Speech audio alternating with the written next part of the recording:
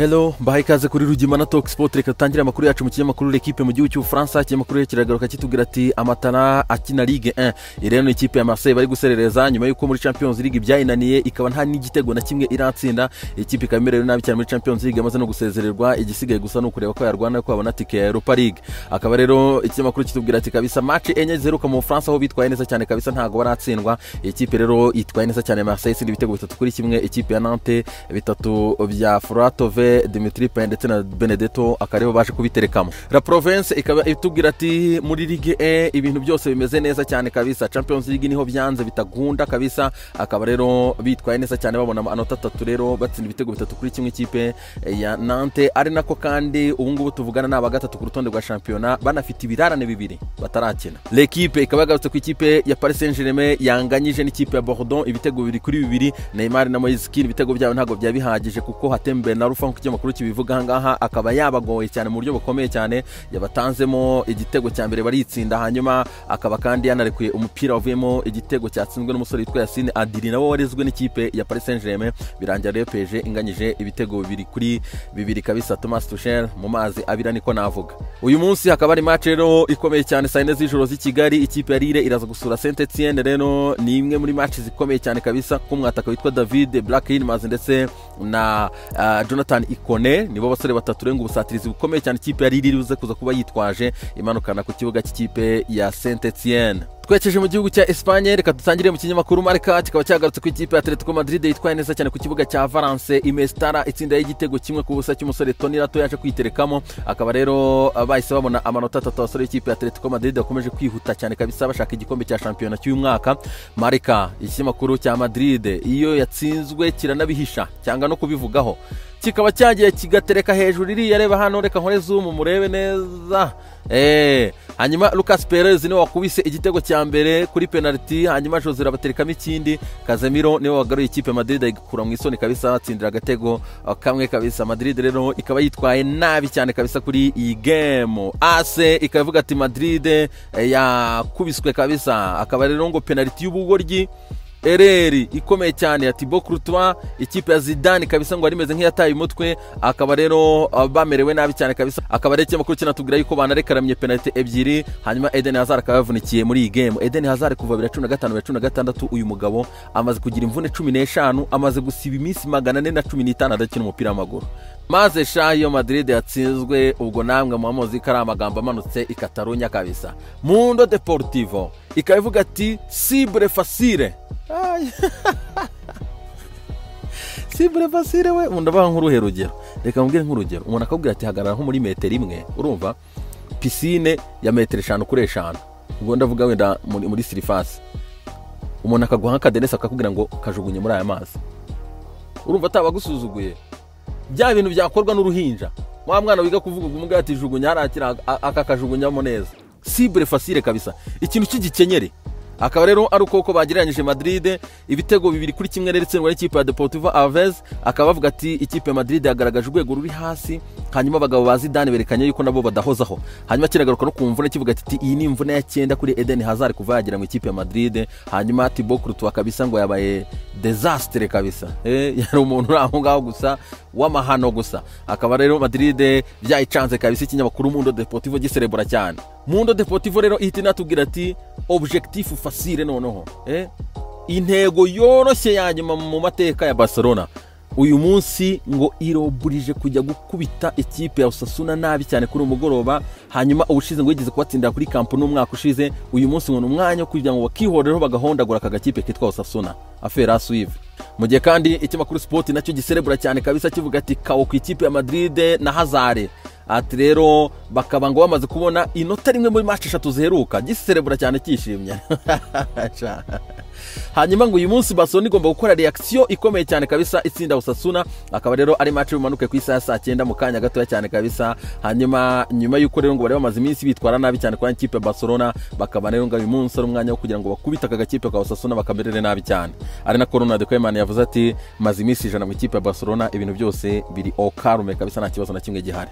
Twekeje mu gihugu cy'Ubutaliyani, Tuttosport ikaba yagarutse rero ku ikipe ya Juve yanganyije na Benevento igitego kimwe kuri kimwe. Morata kare watsinze icyo igitego. Andrea Pirlo rero akayisobanuye cyane impamvu Cristiano Ronaldo atakinye match yo kuri umugoroba ngo yari afite ikibazo cy'umunaniro rero niyo mpamvu yamurekeye hanze. Akarere yahise anganya ikinyamakuru Tutto Sport rero kivuga kiti nta Cristiano nta Juve. La Gazzetta dello Sport rero ikavuga ati Inter yo irahari, Juve yo nta ihari kabisa. Akaba rero ikinyamakuru cyo ku mpapuro z'iroza rero kivuga kiti Inter kabisa yitwaye neza cyane, iterekamo ibitego bitatu ku ikipe ya Sassuolo, Sanchez Vidal yitsinda ndetse na Gagliardini rero akaba batsindiye ikipe ya Inter bitatu ku busa, mu gihe bagaruka rero bavuga ati Juve yo kabisa ntago yari ihari, yanganyije kimwe n'ikipe ya Benevento. Anako kandi ikinyamakuru La Gazzetta dello Sport kigaruka ku ikipe ya Mirase ngo ni mission ya Mira kabisa, mission ya Mira rero kuri umugoroba baka rero ya Premidi bafite gukina n'ikipe ya Viola ya Fiorentina bari buza kuba bakira. Quotidiano Sportivo ikaba ikinyamakuru kitubwira ati Fiorentina ati ni teste ya karite kabisa ya Premidi rero ikipe ya Cesar Prandelli iraza kuba rero yamanutse gusura ikipe ya Mirase kuri San Siro rero kureba yuko babona uburyo bahindura ngo rezita zabo bari kwitwara nabi cyane ku ruhande rw'ikipe ya Fiorentina muri iyi sezo. Twekeje mu gihugu cy'Ubwongereza ikinyamakuru The Sun kikaba cyagarutse ku Jurgen Klopp rero ejo ikaba Liverpool yaranganyije n'ikipe ya Brighton Hove Albion igitego kimwe kuri kimwe. Akaba Diego Jota ari watsindiye ikipe ya Liverpool mu gihe ku rundi ruhande umuvandimwe Pascal Gross akaba waje guterekamo penalty. Ikipe ya Brighton yaje no guhusha penalty muri la game mu gihe Liverpool yatsinze ibitego bibiri byose birangwa rero na VAR kubera ko bari baraririye. Jurgen Klopp rero nyuma y'i match kabisa waje gutanga interview kuri BT Sport ashwana n'umunyamakuru bikomeye cyane. Akaba rero umunyamakuru yamubwiye ati oya ibyo bintu byo gushinja televiziyo zitwaza ntago tubyemera, kuki mwitwaza chief executive wanyu kuki atavugana na chief executive w'amateleviziyo bakaganira. Klopp avuga ati ibi bintu ntago bibaho, ni gute dukina kuwa gatatu mukatuzana kuwa gatandatu saa 6 n'igice avuga ati congratulations BT Sport murakoze cyane kuvuna James Milner motuma agira hamstring injury. Akaba rero bateranya amagambo interview ya Marazi iminota 8 yose baterana amagambo. Klopp aterana amagambo n'umunyamakuru amubwira ati oya nta televiziyo ntaho zihuriye uri muri iyo cible ntago ariyo abo bantu tagatinga ntago ari bo, televiziyo ntago zo zivunnye umukinyi wawe. Barashwana kurina na Klopp, umunyamakuru agenda amubwira ngo Messi ahita agenda atanasezeye yari show atari gahisa. Sunday Express nayo ikagaruka rero kuri ibingibi kabisa byatangajwe na Jurgen Klopp rero ayikoma amateleviziyo kabisa avuga ko rero ariyo yavunnye umukinnyi we kabisa. Fixtures z'ukwezi kwa 12 ngo ziramugoye cyane, ngo nihe kipe indi bigize bapangira saa 6 n'igice match nyinshi cyane nka Liverpool rero ikabipangiye match nyinshi cyane za saa 6 n'igice rero ziba zitoroshye kabisa. Kahise banganye rero kimwe kuri kimwe, ariko penalty n'ibindi byose akaba yabyemeye, yavuze ati penalty maze kuyireba nasanze ariyo. Hanyuma akaba tuvanga twizamukira ikinyamakuru The Sun kiragaruka rero ku ikipe ya Manchester City yari mu buryohe kabisa. Ikinyamakuru kivuga kiti uyu niwo muti wa Pep Guardiola yakoze umuti kabisa. Akarere batsinze ibitego 5 ku busa ikipe ya Burnley n'ubundi barayibimenyereje. Akaba ari harimo hat-trick ya Riyad Mahrez, Benjamin Mendy ndetse igitego cye cya mbere muri Premier League, anako Ferran Torres nawe yatsinze igitego cye cya mbere mu ikipe ya Man City muri Premier League gusa ariko muri marushanwa yari yabashe gutsinda.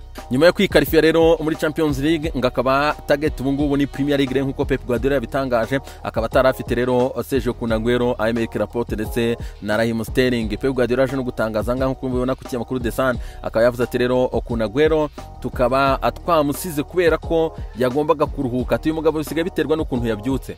Ate jondi yari muzima rwose ku buryo yarari muri iyi game, ariko twahise dufata icyemezo cyo kumureka nyuma yuko yo kubyuka ameze nk'ufite ibibazo by'imvune. Ati nyuma yo kumara amezi 4 hanze abisa nkaho rero bimugoye cyane. Akaba rero banaruhukije Laporte ndetse na Raheem Sterling kuri iyi game. The Sun ikagaruka kandi nanone itubwira ku ikipe ya Leeds yitwaye neza cyane kabisa rero itsinda kwa Everton igitego kimwe ku busa. Rafinha kare wari kwima shot rikomeye cyane ry'imasifa de passe bafungamo igitego, hanyuma Bielsa yitwarira amanota 3 rero nta wumuvugaho kabisa. The Sun ikagarutse kandi kuri West Bromwich Albion yitwaye neza cyane ibona amanota 3 ya mbere muri iyi season. Ikaba rero West Brom yatsinze Sheffield igitego kimwe ku busa cyagaraga cya minota ya mbere kabisa nka 13 ariko byarangiye Sheffield itabashe kugaruka. Mutoza Chris Ward akaba yikomye abakinnyi be avuga ati nimba mushaka ko tuguma muri Premier League birasaba ko mwitanga hanyuma amahirwe mubonye mukayakoresha kabisa, mutizigamye. Bad luck rero na Magbani bakaba barasa ibitego byonyine basiganye n'umuzamu bananirwa gutereka mu izamu rero birangira batsinzwe kimwe ku busa. The Sun ikabagarutse kandi kuri match z'uyu munsi. United yajya gusura Southampton rero bakaba hangaha ikinyamakuru kivuga kuri Edson Cavani kabisa. Cavani cyamwibasiye mu buryo bukomeye cyane rero kivuga kiti umwata kabitego kimwe muri match 7 rwose. Abafana United ngo barababaye cyane ntibamushaka. Abafana United bari kuvuga ati uyu nguyu ntacyo yaje gukora kabisa n'umuca canshuro ati biragaragara ko yaje kwishakira amafaranga mu ikipe ya Manchester United basanga batamwemera cyane ariko kandi iyi match iraza kuba itariho Paul Pogba ndetse na Scott McTominay kwandika ikipe ya Manchester United.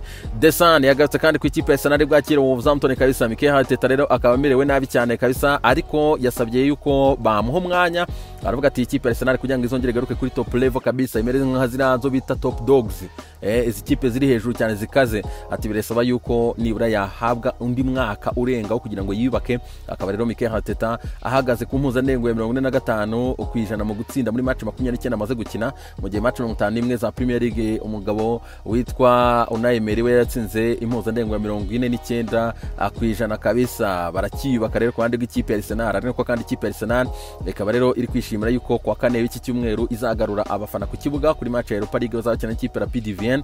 Hanyuma indi nkuru izamutse rero mbere y'iyi match bari gukina n'ikipe ya Wolves. Akaba rero tumaze kumenya yuko Bukayo Saka kubera ikibazo cya fitness atari bubashe kugaragara kuri iyi game ari nako kandi Mohamed Enen ndetse na Willian bari buze kuza kuba bagaragara kuri iyi game. Hanyuma Nicolas Pepe ntawe uhari rero arabatsiba match ya mbere muri 3 agomba kumara hanze nyuma yo guhabwa ikarita y'umutuku kuri match ya Leeds. The Sun ikagaruka kandi ku ikipe ya Chelsea bukine n'ikipe ya Tottenham Hotspur. Akaba rero Begovic ari we waje gutangaza ati nimwe muri match ziba zirimo intensity iteye ubwoba cyane kabisa ati match rero iba yiruka kandi irimo guhangana gukomeye cyane. Mourinho baraza kuba adafite Toby Alderweireld ndetse ari nako kandi Pulisic nawe araba yagarutse ku ruhande rw'ikipe ya The Blues Chelsea.